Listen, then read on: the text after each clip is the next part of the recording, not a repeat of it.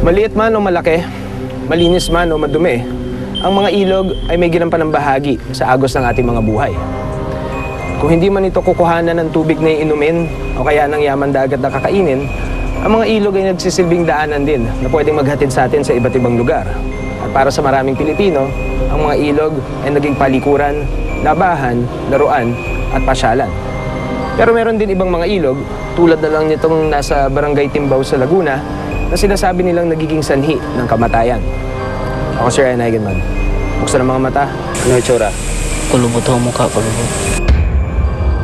Talasan ng pandinig. May yumayakap sa akin. Malawakin ang isip. Dahil ang mundo ay nababalot ng misteryo.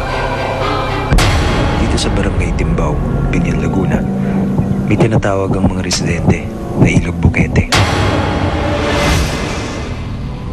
Ayan po ay isang irrigation canal. Ayan po ay ginawa pa ng mga panahon na 18th century. Na yan ay para masuplayan ng patubig ang buong mga magbubukid sa bayan ng Binyang at higit pati rin ng taga Santa Rosa.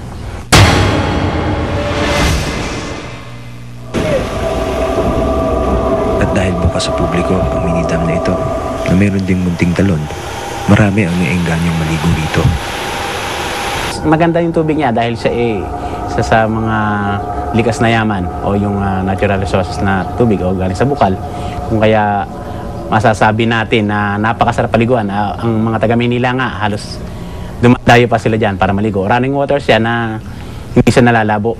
Hindi naman siya ganun kalalim pero masarap siyang paliguan. Ayon rin kay Mang Juanito, isa sa matandang residente ng lugar. Dati-rati, walang kaakibat na panganib ang paligo rito kahit pa malalim na ang tubig noon. Naliligo na rin ako dyan. Hindi naman pagyayabas siya. Magaling din ako naman.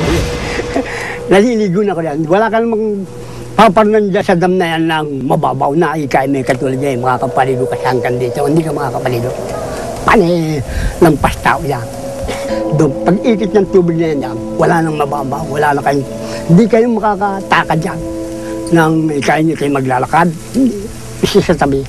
Dito hindi sila makakapaglakad Nang katulad ginagawa ng mga bata yan, malalim ang tunga niya. Ngayon mababaw na yan, saka naman may nalulunod, may namamatay. 1990 nang may malunod na batang lalaki sa ilog. At pagkatapos daw nun, nagsunod-sunod na ang mga trahedya at kababalaghan sa ilog.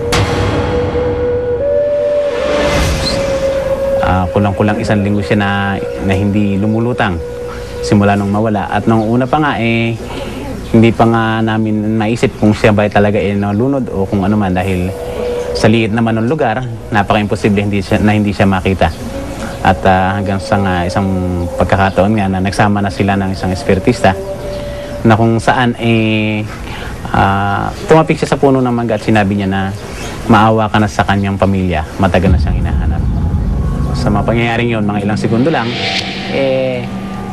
bigla siyang lumutang. Lumutang siya na hindi pa dapa o pahiga, kundi patayo. Doon din, nagulat yung mga tao, yung mga nagsisisid doon na naghahanap. At bigla na lang silang nagbulwasan sa nakita nila na pangyayari. At mga sumusunod nga, halos taon-taon, may nawawala doon na bigla na lang naliligo, bigla na lang nawawala. Mula noon, natakot na ang mga residente na maligo sa ilog. Dagdag pa ang mga pangitaing nakikita rito.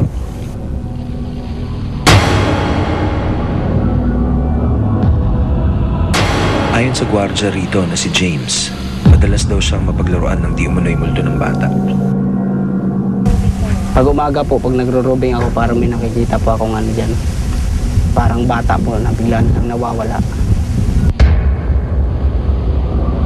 Bata pa po siya, parang nakaputi lang po. May mukha, pero hindi po siya tumitingin. Nakayuko lang palagi. Naglalakad-lakad lang po sa gilid-gilid, paikot-ikot. Pag nakikita ko po yung maalis na po ako, hindi po ako nagtatagal dito. Kakatakot.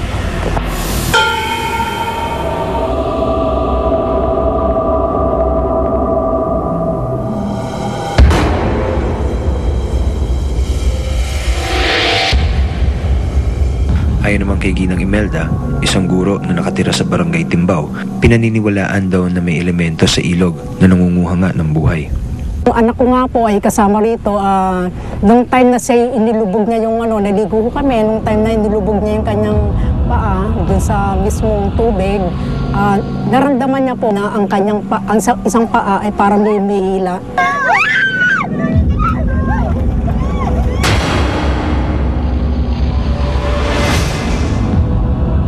Totoo nga kaya ang mga kwento ng kababalaghan tungkol sa ilog? Meron kaya talagang elemento na nangunguha rito ng buhay? O may iba pa kayang dahilan kung bakit nangyari ang mga iba't ibang sakuna? Siguro marahil ngayon mayroong mga taong hindi natin nakikita na mga katulad sinasabi ng matatanda ng mga kanto.